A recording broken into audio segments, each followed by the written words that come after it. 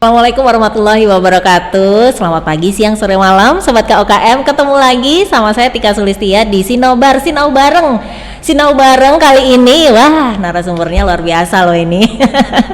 Saya mau kenalin narasumber yang luar biasa ini nanti ya. Oke, baik. Tema kita kali ini kita mau ngobrolin soal koperasi lagi. Kenapa? Karena koperasi ini bisa jadi resolusi sekaligus solusi yang luar biasa untuk Sobat KUKM yang ingin berorganisasi tapi kok bingung ya, agak ribet ya atau agak gimana ya. Yuk kita tanya-tanya sama narasumber kita yang luar biasa di Sinobar kali ini, Sobat KUKM. Saya sapa dulu. Assalamualaikum Bu Linda, selamat baik, sehat ya Bu Linda. Selamat pagi, siang, sore, malam. Baik. Ada Bu Linda Rosanti, SSMSI. Beliau adalah fungsional analis kebijakan Dinas Koperasi dan UKM Provinsi Jawa Timur.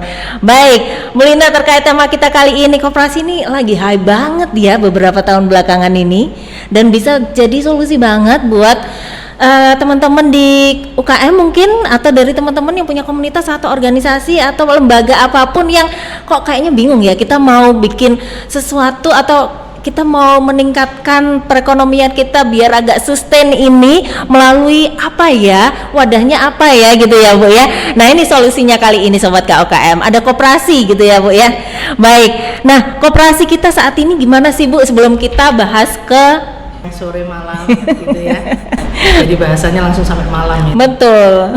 Kondisi koperasi memang saat ini bisa dianggap yang sangat prestisius sekali dalam pembangunan ekonomi khususnya, karena kalau kita lihat di negara tercinta ini, kalau pendahulu kita ini ya, para senior yang sudah berkontribusi membawa koperasi ke Indonesia ini, harapannya negara kita ini bisa maju, bisa berkembang dan sejahtera itu melalui koperasi. Yeah.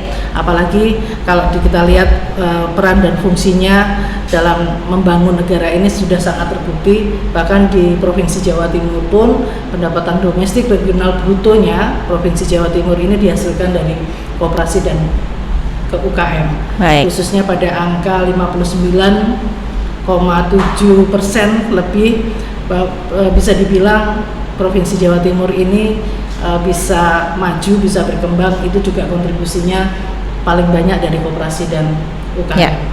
Wah luar biasa ya. Jadi selain UKM, koperasi ini juga jadi penopang ekonomi di Jawa Timur begitu ya. Nah untuk pelaku UMKM Bu yang ingin menguatkan kelembagaan dan bisnisnya, tadi sudah disinggung nih, badan hukumnya ini masih sering bingung milih mau gimana ya, badan hukumnya yang tepat tuh mau gimana nih, mau ke siapa gitu. Nah ini saat ini apa saja sih sebenarnya Bu pilihan badan hukum yang ada di Indonesia? Badan hukum yang di Indonesia ini yang sudah diberikan oleh pemerintah, kesempatannya boleh berbentuk badan hukum perseroan terbatas. Baik. Ya. Ada juga dalam bentuk badan hukum koperasi, ada juga dalam bentuk yayasan atau organisasi masyarakat, bahkan yang terbaru saat ini juga badan hukum perorangan. Nah, tetapi dengan kita lihat basicnya, karena untuk keanggotaan ini hanya ada pada koperasi, Ya. untuk pengelompokan usaha-usaha lebih tepatnya untuk pemilihan badan hukum koperasi, karena dengan nilai dasar yang ada dalam koperasi dari dan untuk anggota itu Betul. lebih terasa pada koperasi. Betul. Dan lebih cocok untuk negara kita tercinta ini, pelaku-pelaku usaha yang ingin lebih kuat lagi, Ya. lebih, karena basicnya anggota ini kan orang perseorangan ya, untuk berkelompok. Betul. Sehingga kalau kita berkelompok itu lebih kuat. Ya. Untuk sobat-sobat UKM khususnya yang masih perorangan, Ya. kalau kami lebih mengarahkannya untuk lebih berkelompok, itu lebih kuat. Betul. Seperti filosofi Sapulidi itu, Ya. kalau satu kan kurang. Ya, kalau Lebih satu gampang lucu ya Bu. Ya, tapi kalau berkelompok, Ya. filosofi itu masih terpakai sampai dengan sekarang. Baik. Jadi ini yang disarankan sama Bu Linda. Kalau perorangan bisa-bisa aja gitu ya badan hukumnya, tapi lebih disarankan untuk yang berkelompok biar lebih ringan gitu ya Bu ya. Biar lebih enak. Bisa sharing, bisa lebih berkontribusi satu sama lain. Betul. Bisa menghasilkan suatu mutualisme. Betul. Simbiosis mutualisme yang Ya. saling menguntungkan. Ya. Gitu. Nah, Arahnya ke sana. baik. Nah, untuk sekarang nih Bu, apa sih sebenarnya yang membedakan koperasi dengan badan usaha yang lainnya? Badan hukum koperasi ini memang suatu badan hukum yang memiliki karakteristik tersendiri ya, dibandingkan dengan badan hukum lain. Karena dari yang sebutkan saya tadi, ada perseroan terbatas, ada koperasi. Kalau koperasi dan perseroan terbatas ataupun yang sekarang ini badan hukum perorangan, Ya. itu boleh mengambil profit. Ya. Oh baik. Tetapi kalau seperti organisasi masyarakat, kemudian seperti yayasan, itu tidak boleh mengambil profit. Itu Oke. yang membedakan. Tetapi lebih spesifik lagi, karakteristiknya di koperasi itu memiliki nilai-nilai tersendiri, seperti prinsip-prinsip koperasi, Betul. kemudian ada juga asas kekeluargaan. Nah. Nah, ini yang membedakan. Kenapa saya bilang tadi lebih cocok diterapkan di Indonesia? Iya. Karena seperti Bung Hatta, kemudian Raden Arya Wiraatmaja, beliau-beliau ini sinau ke luar negeri itu membawa koperasi untuk mengharapkan Indonesia ini menjadi negara maju. Iya. Karena sudah terbukti negara-negara maju di Eropa, bahkan di Jepang ya, Iya. di Jepang juga, kemudian di Asia, semuanya melandaskan kegiatan ekonomi itu pada koperasi. Betul, betul. Dan sesuai sekali memang ternyata dengan budaya orang Indonesia ya, Bu ya, yang kekeluargaan begitu ya. Betul. Baik. Nah, Bu, ini kenapa sih kita selaku pelaku usaha atau masyarakat ini lebih disarankan atau lebih disukai untuk memilih koperasi saja gitu sebagai badan hukumnya gitu. Jadi tadi kan di awal pertanyaan masih bingung nih milih gimana. Sebenarnya udah ada jawabannya, disarankan untuk berkoperasi begitu ya. Kalau kita lihat dari definisinya koperasi, Mbak, jadi koperasi itu adalah suatu badan usaha yang beranggotakan orang perseorangan Ya. ataupun badan hukum koperasi yang melandaskan kegiatan pada prinsip-prinsip koperasi. Betul, betul. Prinsip inilah yang tidak dimiliki oleh badan hukum lain, Ya. seperti keanggotaannya terbuka dan sukarela, kemudian dilakukan secara demokratis, kemudian juga ada pendidikan koperasi, Betul, ada kemandirian betul. koperasi. Itulah yang menyebabkan kenapa lebih cocok diterapkan di masyarakat di Indonesia yang saat ini kita masih menuju ke negara maju. Ya. Karena kita masih statusnya masih negara berkembang yang akan maju. Baik. Dan harapannya sudah terbukti Ya. bisa ditiru negara-negara maju lain. Betul, betul, betul. Nah, itu tadi udah dijelasin sama Bu Linda, sobat KOKM nih, koperasi kenapa harus memilih koperasi sih? Alasannya tadi udah di breakdown, udah didetilin sama Bu Linda. Sekarang udah mikir-mikir nih, yang lagi prepare mau ngebentuk badan hukum, sekarang kira-kira udah ada gambaran ya, sobat KOKM. Lebih prefer memilih, disarankan untuk memilih yang namanya koperasi. Kalau bingung ke Dinas Koperasi dan UKM Provinsi Jawa Timur, dah tinggal masuk aja. Nanti di sana akan kita bantu ya, Bu ya. Kita bantu arahkan nanti selanjutnya, bahkan ada pendampingan juga ya, Bu ya. Ya, silakan Dari Dinas. didampingi. Betul, wah luar 24 biasa. jam, Mbak. Luar biasa. Nah, tinggal tanya aja ini ke Dinas, masuk di Jalan Raya Juanda nomor 22, sobat KOKM yang udah sering kesini. Waduh, udah tinggal masuk aja langsung. Bapak Ibu, saya mohon arahan untuk saya bisa mendirikan koperasi. Wah, sudah persyaratannya dan lain sebagainya nanti dibantu sama Dinas Koperasi dan UKM Provinsi. Gitu ya Bu Linda kira-kira. Baik. Nah, sekarang kita akan ngobrol soal kualitas kelembagaan nih, sobat KOKM. Ini menurut Bu Linda nih, kalau badan hukum koperasinya sudah terbentuk, terus kemudian sudah berjalan dengan baik. Nah, langkah selanjutnya supaya goalsnya, targetnya, tujuannya bisa tercapai dalam koperasi untuk bareng-bareng, karena tadi kan kekeluargaan nih, bareng-bareng untuk bisa mensejahterakan, mengangkat koperasi dan anggotanya masing-masing nih, gimana nih Bu? Ya. Terkait dengan kalau kita sudah membentuk suatu badan hukum, kebetulan kalau kita mau memilih sepakat di koperasi, tentunya dari sisi kelembagaan ini kita bicara dua sisi, Mbak. Satunya masalah terkait dengan penguatan kelembagaan itu sendiri. Ya. Yang sisi satunya lagi kita akan melindungi usaha kita, ya. Karena yang tadi saya katakan terkait dengan badan hukum ini yang boleh mengambil profit, tentunya sudah punya usaha. Betul. Dan akan ujung-ujungnya adalah pada profit itu sendiri Betul. untuk kesejahteraan masyarakat, untuk Ya. kesejahteraan anggota ya. Nah, dan ini kita akan bicara kalau kita penguatan kelembagaan, di satu sisi kita juga akan arahnya untuk perlindungan usaha itu sendiri di dalam baik. koperasi ya. Di kelembagaan tentunya banyak hal yang harus kita perhatikan. Apakah dari sisi kelembagaan kita sebagai badan hukum itu sudah kuat ya? Betul. Tentunya dengan kelembagaan itu sendiri berupa badan hukum, Ya. pengesahannya juga harus melalui pemerintah. Betul. Ya, kalau sekarang ini sudah harus difasilitasi melalui Kementerian Hukum dan HAM. Kemudian terkait dengan legalitas usaha itu sendiri, Ya. baik perizinannya, Betul. apakah sudah terdaftar, apakah sudah memiliki nomor induk berusaha, Nah, apakah itu sudah dia. memiliki perizinan di sektor keuangan, Ya. di sektor usaha, itu harus kita miliki terlebih dahulu. Ya. Itu dari sisi kelembagaan. Baik. Ujung-ujungnya dari sisi yang lain, dari sisi perlindungan untuk usaha kita, akan membawa dampak bahwa usaha kita ini lebih bisa naik kelas, ya. Betul. Kemudian juga bisa dipercaya lagi Ya. oleh masyarakat, bisa bermitra lagi dengan badan usaha lain ataupun badan hukum lain. Betul, betul.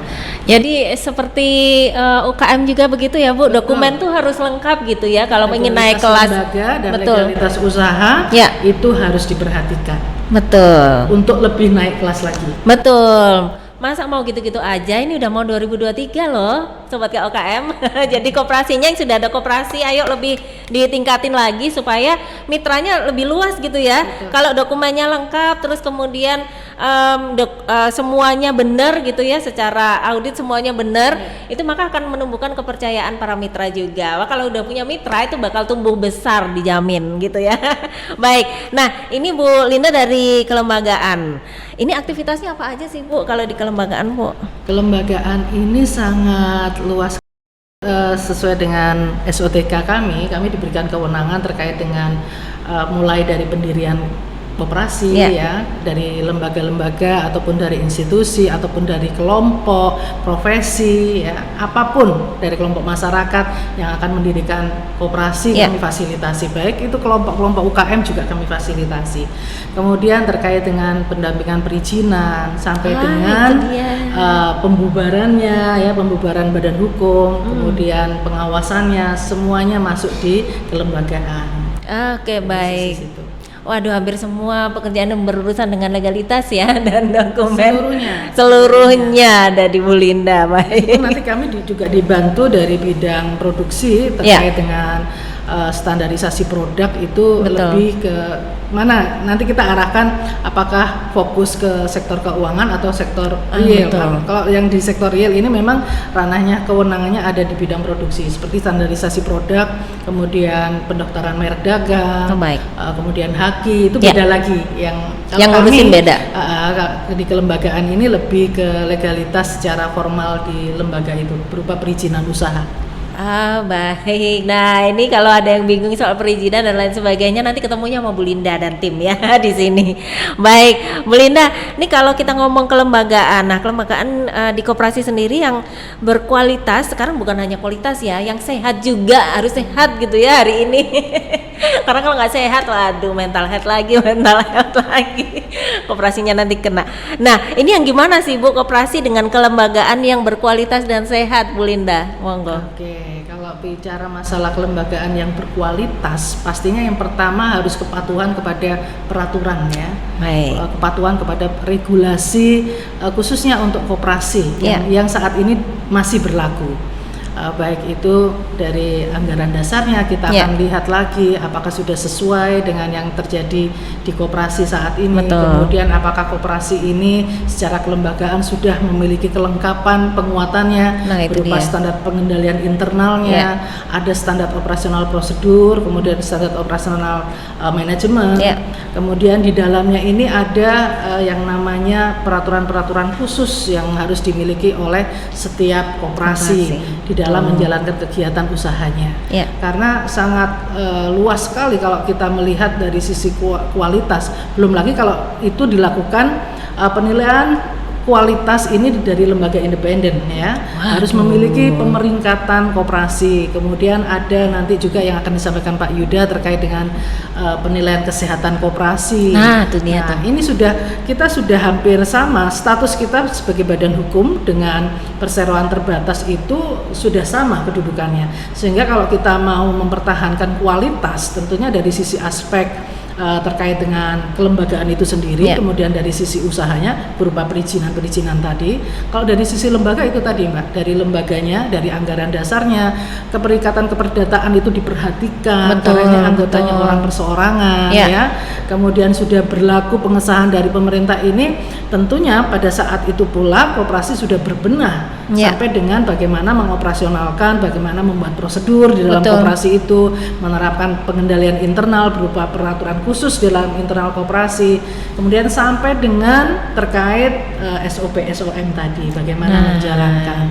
Jadi kalau kita berbicara idealisme berkoperasi, Ya. dalam satu koperasi itu bisa memiliki sekitar lebih 80-an peraturan-peraturan khusus, baik itu dari sisi kelembagaan, baik Ya. itu dari sisi manajemen, dari sisi keuangan, Betul. ya, dari sisi usaha, Ya, ya. semuanya dibuat peraturan khusus Supaya- masing-masing dari sisi Ya. komponen itu, baik lembaga, usaha, keuangan, manajemen, nah itu semua harus tertata. Betul. Harus ada sistem pengendalian internal yang Betul. diterapkan kalau kita mau bicara idealisme koperasi. Ya, ya.